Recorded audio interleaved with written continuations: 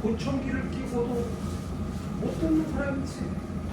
그러나 저와 여러분은 하나님이 주시는 예가 우리 믿는 자에게는 영광이라는 게 있습니다. 사람은 죽으면 영혼이 있습니다. 그 영혼이 믿는 사람은 하늘나라로 가는 거고, 믿지 않은 사람들은 지옥으로 가는 거고, 즉 무슨 일이 일어나기 전에 이게 일어날 것을 본인이 예측합니다. 이거 무슨 일이 있겠지. 감기도 그래요. 감기 걸렸구나. 감기가 걸린 거예요.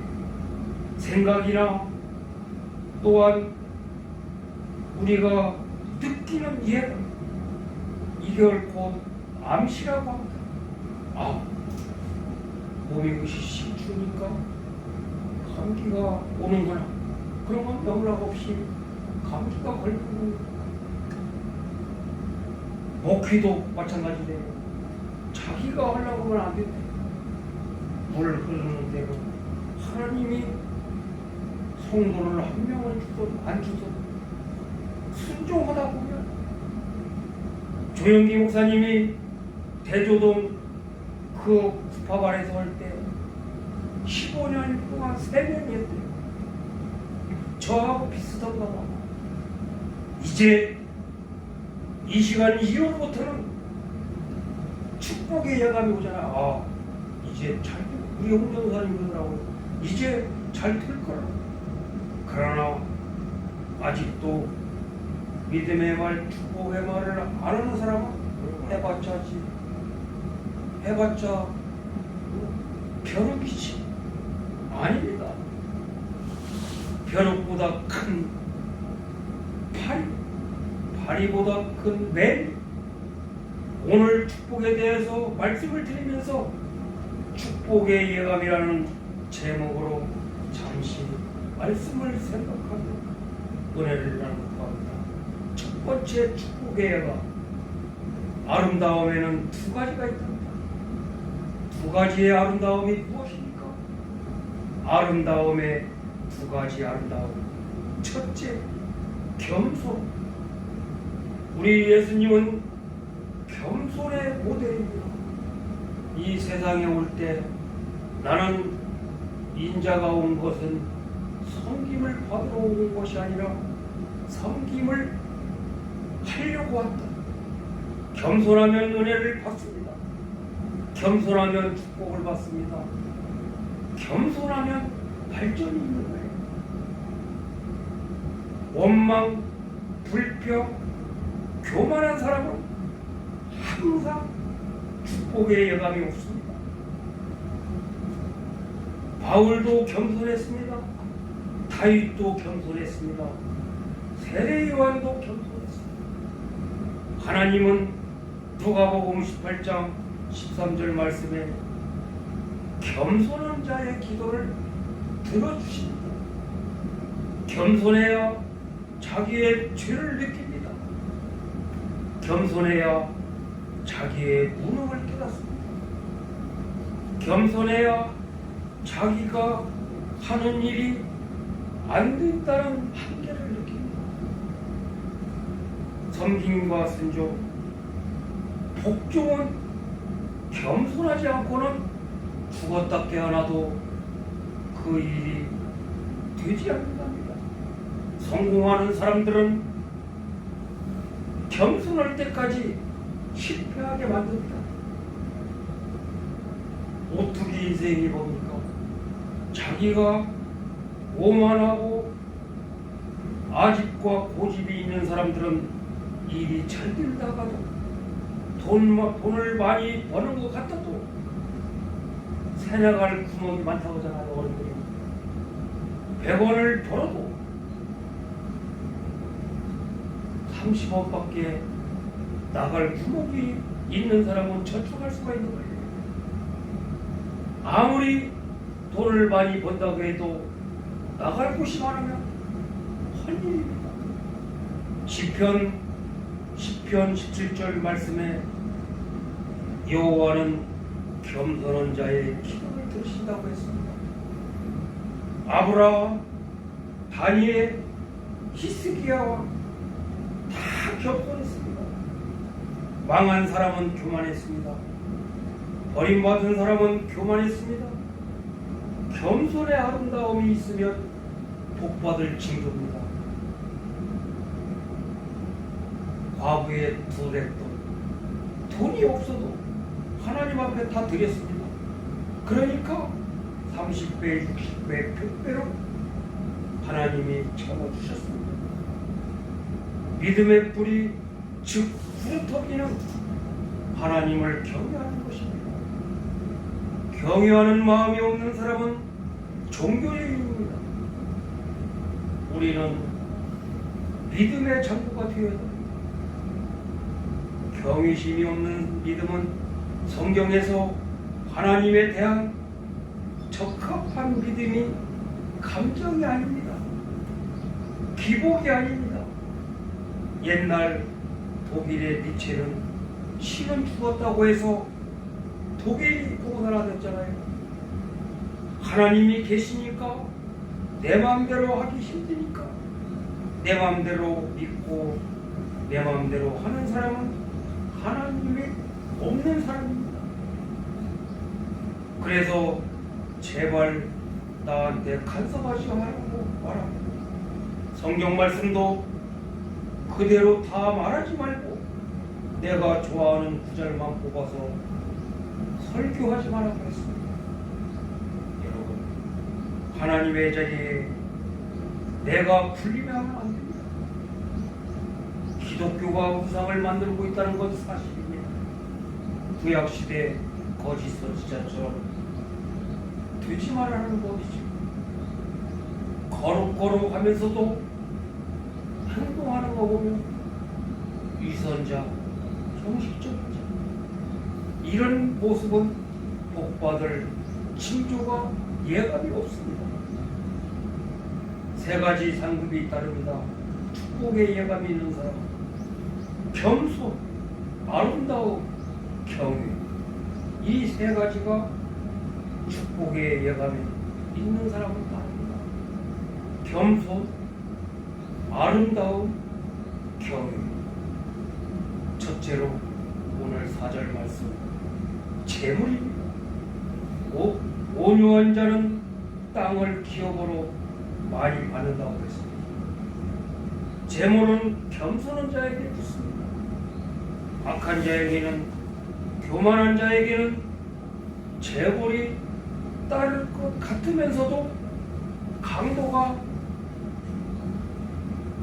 재물이 되어서야 강도가 다 뺏어갑니다. 교만한 자는 수치심에 던져집니다. 땅에서도 장수하고 영원한 생명을 얻습니다. 누가? 겸손한 자. 두 번째 축복의 여금은 자녀 교육입니다. 오늘 6절을 한번 읽어보세요. 시작. 마땅히 행할 길을 아이에게 가르치라. 그리하면 늙어도 그것을 떠나지 않냐. 여러분, 어린아이는 미개발된 상태입니다. 예감이 좋지 않습니다. 차 있는 데 가면 차로 막 달려듭니다. 앞을 못 봅니다. 다시 말하면 무지합니다. 약합니다. 감수성이 예민합니다. 악에 먼저 물들 위험이 있습니다. 그러니까 잘 가르쳐야 합니다. 말보다 행동, 본의 효력이 월등하게 강합니다. 자식은 부모의 거울이라고 했잖아요. 말보다 행동보다 본을 되는 것이 효력이 빠릅니다.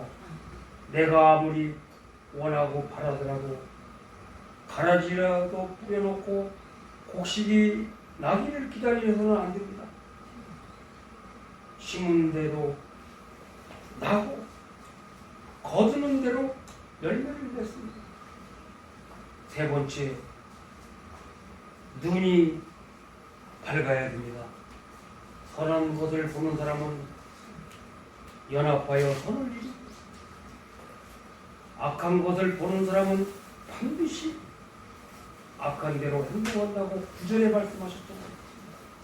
우리는 선한 것을 많이 봐야 합니다.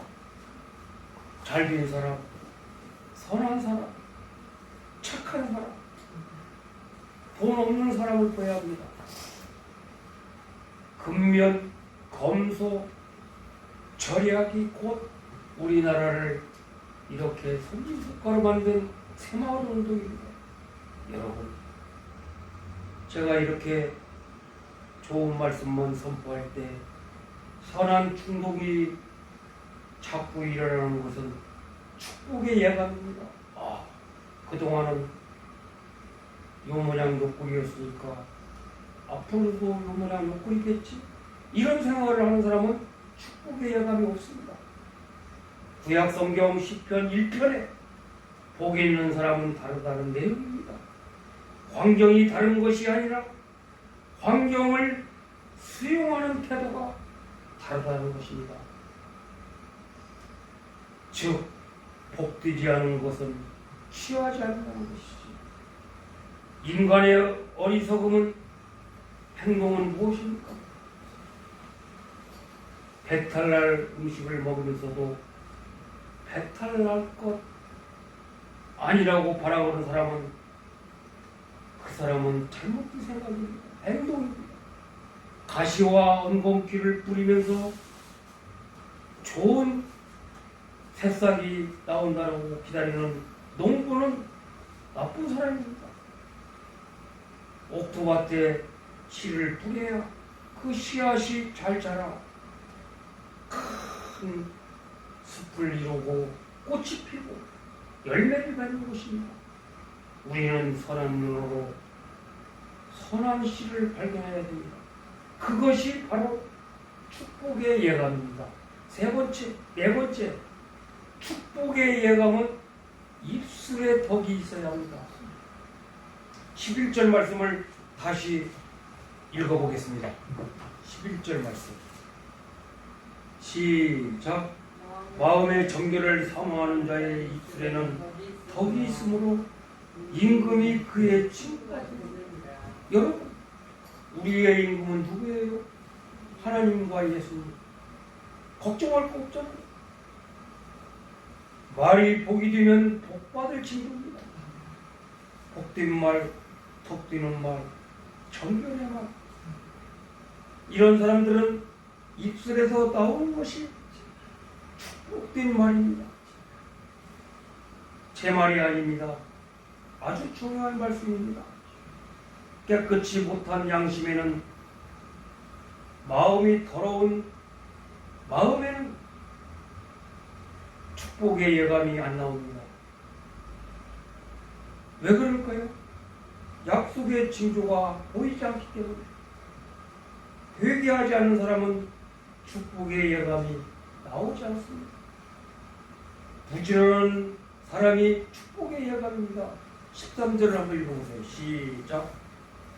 게으른 자는 말하기를 사자가 밖에 있는 즉 내가 나가면 거리에서 사자가 물어 찢어 죽입니다. 이 말은 곧 무엇의 말이냐? 게으름은 가난의 예감이요, 부지런하면 신용의 예감이요, 재물의 예감이요, 부지런하면 건강의 예감이 따릅니다. 게으른 자 입에는 언제나 원망, 불평, 원불교 세자가 나옵니다. 아라비아에, 다시 말하면 통일아랍 나라에 부하가 이런 자리가 있습니다. 타조에게 물건을 운반하고, 여러분 타조 알지세 물건을 운반하고 하니까 타조가 하는 말이 나는 할 수가 없습니다. 나는 새이지 않습니까? 타조가 대답했습니다. 그 다음에 그러면 날아라고 명령하니까 타조가 하는 말이, 타조가 나는 낙타이지 않습니까? 여러분, 기독교는 게으른 사람이 잘 믿기 힘든 종교입니다. 타조가 말했잖아요. 나는 새이지 낙타가 아니라고. 그러면 타조야 날아봐라 하니까 타조가 하는 말이, 나는 날 수가 없습니다. 나는 낙타이지 않습니까? 이 말씀을 여러분 하루 24시간 가운데 잘 생각해 보세요. 왜 타조가 나는 새지 낙타가 아니라고 할까? 낙타는 그 무더운 사막을 걸을 수가 있답니다. 왜? 등에 물이 있기 때문에. 그러나 타조는 이 더운 날씨에 생명수 같은 폭포수가 없기 때문에. 성경은 부지런하여 게으르지 말고 열심을 품고 너희 하나님을 섬기라고 말씀하시지 않았습니까? 우리 아산중앙교회 성도님들도 우리 가족들도 부지런하시기 바랍니다. 부지런한 사람은 복받을 징조입니다. 복받을 예감입니다. 하나님은 열심히 있는 자를 쓰십니다. 돈 많은 자를 쓰는 게 아닙니다. 잘 배운 사람을 쓰는 게 아닙니다. 우리에게 두 가지 아름다움이 있답니다. 세 가지 성금이 약속되어 있답니다. 두 가지의 아름다움, 겸손과 재물. 세 가지 상금, 하나님의 영광이 있답니다. 그 다음에 요한복음 3장 16절, 영원한 생명이 저와 여러분은 죽은 날부터 기다리고 있는 것입니다. 눈이 선해야 합니다. 깨끗해야 됩니다. 쌍꺼풀 수술한다고 눈이 선해집니까? 아닙니다. 마음이 깨끗해야 됩니다. 부지런해야 됩니다. 게으르지 말아야 됩니다. 열심히 삽시다. 열심히 신앙생활 합시다. 열심히 전도합시다. 열심히 섬깁시다. 열심히 기도합시다. 기도하겠습니다. 하나님, 오늘 좋은 걸 많이 배웠습니다. 눈이 선해야 합니다. 마음이 깨끗해야 됩니다. 열심히 해야 됩니다. 신앙생활을 열정적으로 해야 됩니다. 열심히 섬깁시다. 열심히 기도합시다. 한 주 동안 살면서 오늘 배운 대로 늘 축복의 예감을 가지고 승리의 삶을 살 수 있도록 하여 주시옵소서. 예수님의 이름으로 간절히 기도하옵나이다. 아멘. 찬송가 369장입니다.